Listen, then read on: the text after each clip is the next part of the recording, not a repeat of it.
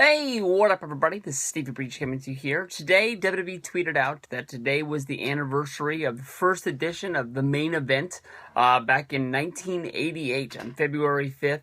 Andre the Giant took on Hulk Hogan for a rematch of the WrestleMania 3 main event for the WWE Championship. This was held on NBC on, I believe, a Friday night.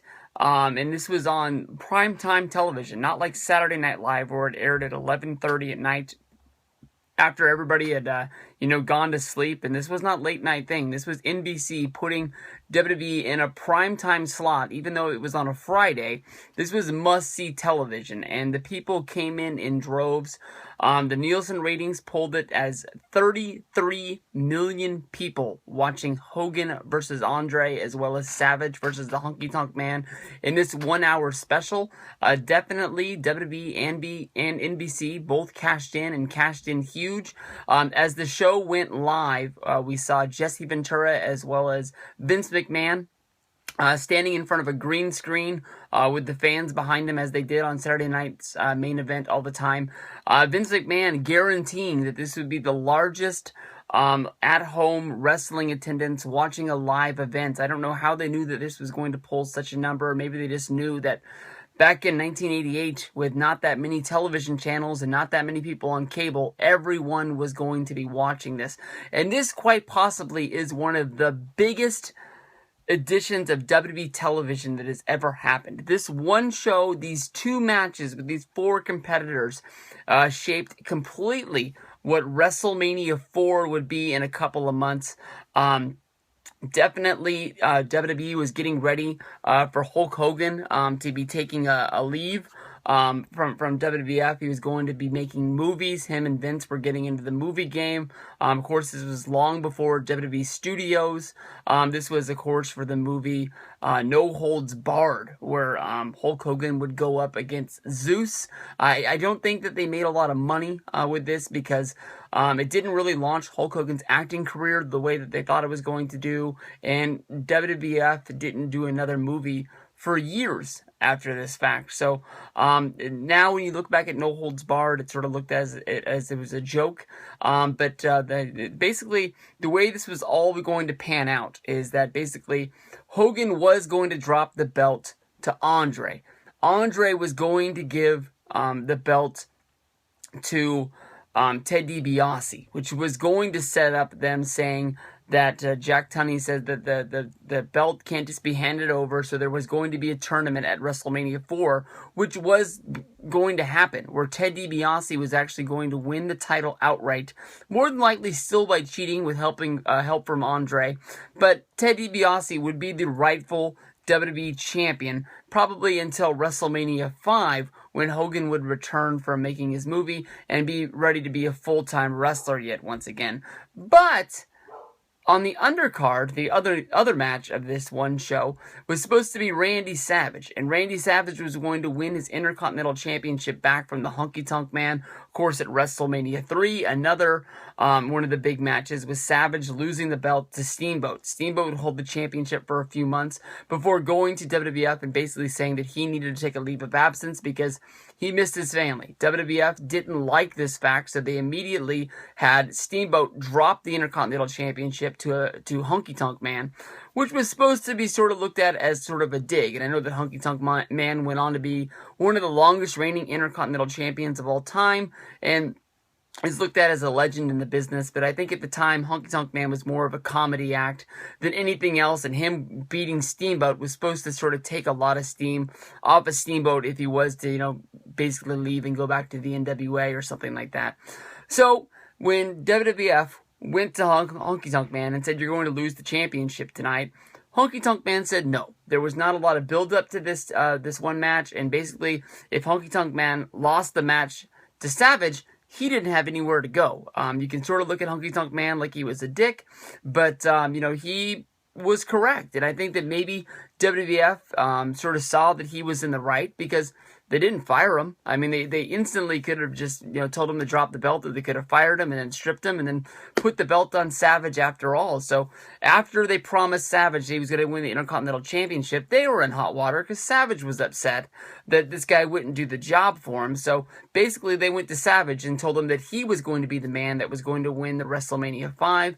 It was sort of a back promise to Ted DiBiase. They sort of screwed him out of it. They said that he would be champion somewhere down the road, and that ended up never happening upon his career. But I think when people look at Ted DiBiase and the career that he had, I don't think that anybody really knocks him for not being a champion. They sort of look at him like people look at Dan Marino or Charles Barkley. Great players. He was a great wrestler. He just never was able to win the big one, unless you count the fact that he was handed the championship, and he did defend the championship. Well, he didn't really defend it either because they were tag matches, but he was announced as WWF champion on 2 house shows, one in Philadelphia and one in Boston, after this main event went live, before Ted DiBiase was stripped by the commissioner, Jack Tunney. On this edition, though, it comes down to it. The buildup of Savage versus Honky Tonk Man is that Honky Tonk Man is basically trying to steal Miss Elizabeth away. He's trying to get inside Savage's head, saying that Miss Elizabeth is always eyeing him, and that when Honky Tonk Man beats Savage tonight on the main event, Miss Elizabeth is going to leave with him.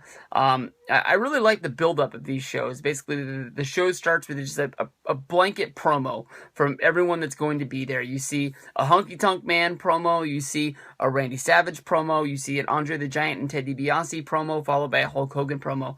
They immediately go to commercial on the WWE Network. They're cut out, but when they come back, we get another promo from these guys. We're now, instead of being there with just a blank screen behind them, now they're standing there giving their final thoughts about going to the ring tonight with Mean Gene that's with them. And Honky Tonk Man does his best Elvis impression, sort of singing some of his songs about Randy Savage ending up in the ghetto tonight after this match. But Savage and Honky Tonk Man is sort of a fight.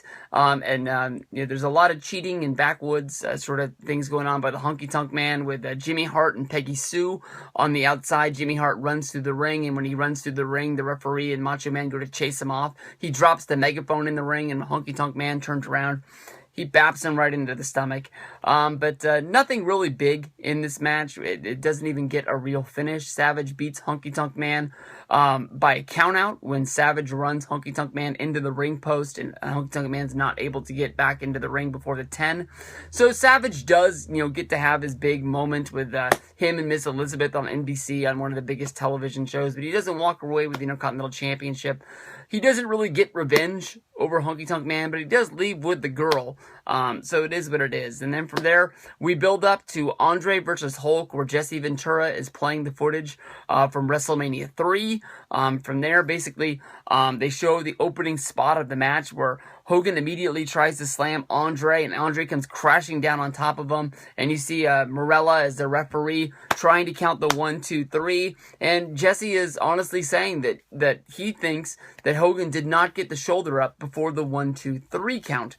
So they're really building up on the fact that Andre defeated Hogan at WrestleMania 3, and he should be the rightful champion. And that's the reason why this match is going on tonight. I don't know why they had to wait all the way from, I believe, WrestleMania is normally in April. It might have been in the last week of March, but why they're waiting all the way until February in order to have this rematch. But WrestleMania 4 wasn't really announced yet, so maybe they were saving it for then or something like that when you try to break this down. In this opening of this match, Hogan's going bananas. He's attacking Andre right off the start of the bell. He's able to fight off Virgil. He's able to fight off DiBiase all on the outside of the match. But after a while, it just comes to the point where it's just too much for him to handle, and Andre takes advantage of the match.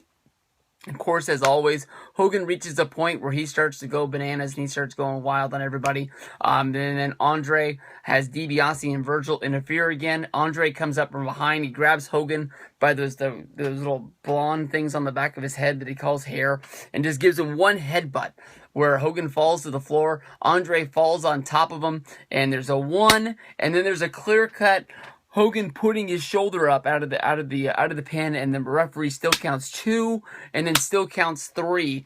Andre the Giant is named the winner. He's given the championship. Hogan's going bananas, trying to find out what the referee is, how he didn't see his shoulder. He can't believe that he lost. He's not really crying like he did at WrestleMania 6 when he lost to the Ultimate Warrior 2 years later, which was supposed to be like the passing of the torch. But after all of that, I mean, after all the crying and things like that, Hogan still got himself over because the camera was on him as he went to the back instead of being on Ultimate Warrior inside of the ring. Andre the Giant is immediately interviewed in the corner by Mean Gene Okerlund as being the new WWF champion. Andre says that he's going to be a great WWF tag team champion, and he thinks that he needs to hand the belt off, and immediately gives it to Ted DiBiase, who puts the belt around his waist. At this moment, there's sort of confusion inside the ring in the background, where you see there's 2 referees with Earl Hebner and Dave Hebner, both twins. This was Earl Hebner coming into the WWF, and they're playing up on the fact that they look immediately alike. At this point, they're sort of doing the doink from WrestleMania 9 gimmick, where they're both sort of looking at each other, trying to figure out how they look the same. And at this point, they sort of have a square off where one decks the other one and kicks the other one out of the ring. And Hogan really, I don't know how he figures this out, or if he's just pissed, figures that the referee that hit the other referee must be the bad referee. And so Hogan tries to go after this Hebner, who dives up out of the ring, and he hightails it out of there like it's the Montreal screw job. Once we finally get to the back to try and figure out what's going on, Hulk Hogan is crying to Mean Gene Okerlund. He can't believe that he lost the match. He's blaming, how much did they pay for the plastic surgery? Look at the referee. He's got $100 bills falling out of his pockets. What will I tell the Hulkamaniacs?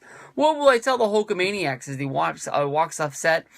Jesse is gloating that Andre is the new champion, while Vince McMahon is trying to figure out what the hell is going on.